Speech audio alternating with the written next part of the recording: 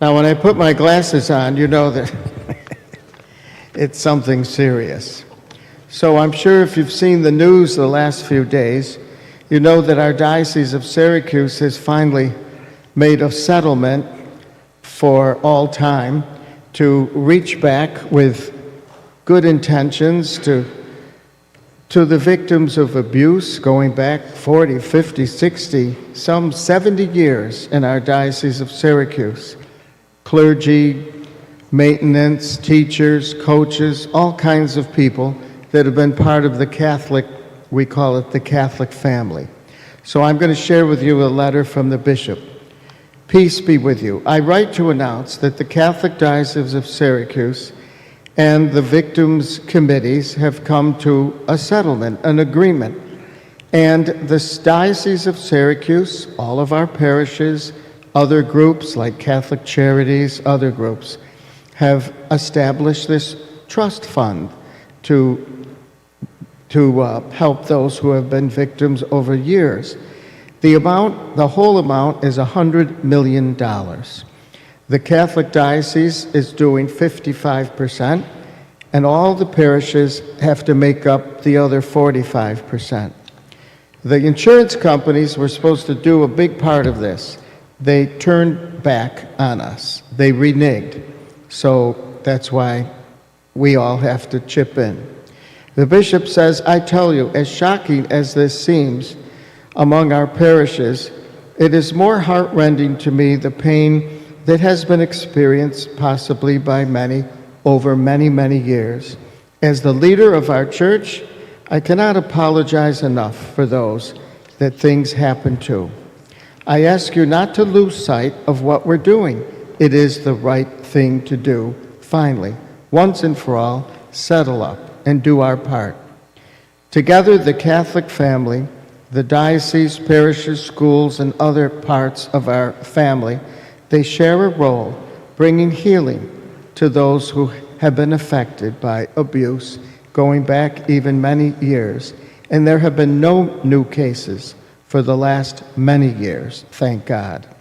Parishes have been invited to contribute to the Victims' Trust Fund.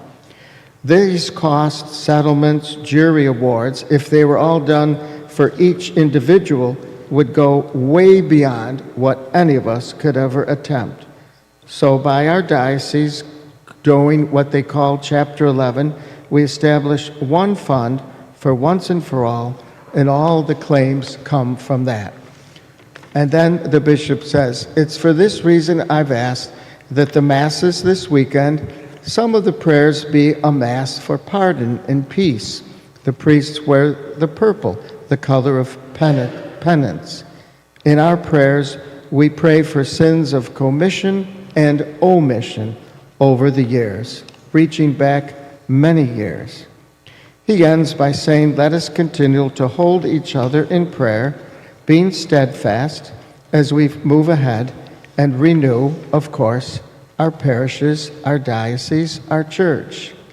Now, fortunately, because the last few years, our investments in the stock market have done very well, that we have almost 2 million.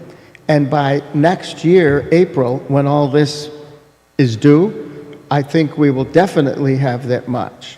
So the diocese is going to ask from us a year from now in April, half of those investments, half. And within 2 or 3 years, I'm told that we'll probably regroup it if the market and everything goes well for us. So no parish will close, no parish will not provide worship or all the services and programs that normally go on. None of that will end. So that's the story. And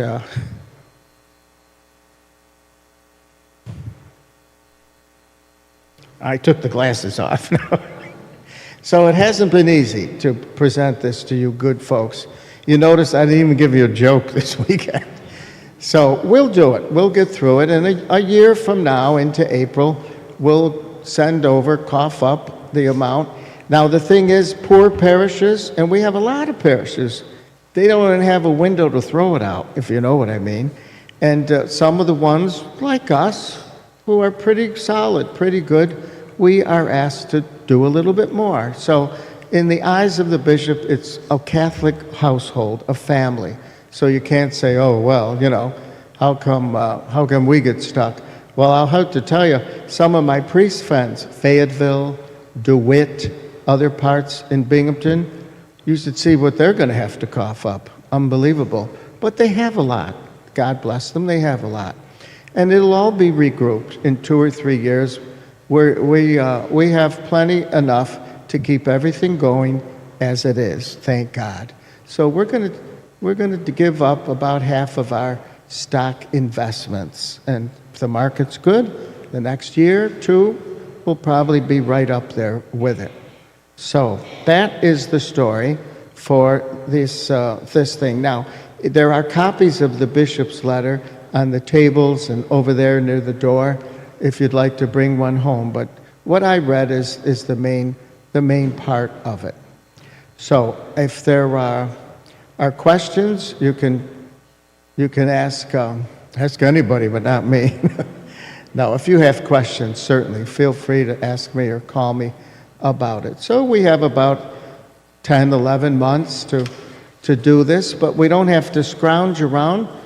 We're just going to probably take it about half of our investments in the stocks, and that'll take care of our bit in solving this. And the bishop was very hard set on saying, listen, we can let it ride past the buck for more years. It only gets worse. Our bishop, I give him credit.